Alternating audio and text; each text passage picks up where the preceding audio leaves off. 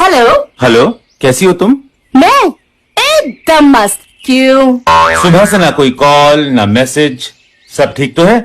साल बदल गया है, कैलेंडर बदल गया है, तो मैं भी बदल गई हूँ। अब तुम्हारा कॉल आएगा तब मेरा कॉल जाएगा। तुम मैसेज करोगे मुझे तभी इधर से मैं मैसेज करूंगी तुम्हें। तुम केयर करोगे मेरी तभी मैं केयर करूंगी तुम्हारी। तुम वक्त दोगे मुझे तभी मिलेगा तुम्हें मेरा वक्त। तो क्या है ना बॉस, रिश्ता हम दोनों का है तो हम दोनों को ही एफर्ट्स करने पड़ेंगे ना, है कि नहीं? बात तो सही ये है। क्या कि हर वक्त पागलों की तरह मैं तुम्हें मैसेज और कॉल कर रही हूँ तुम्हारी फिक्र में, और तुम्हारी तरफ से सिर्फ सन्नाटा। और हाँ, आगे से ना मैं तुम्हें कभी खुद आई लव यू भी नहीं बोलूंगी। पहले तो तुम बड़ा तोते की तरह रखते रहते थे I love you I love you. अब क्या हो गया, सारा ठेका मैंने ले लिया है क्या?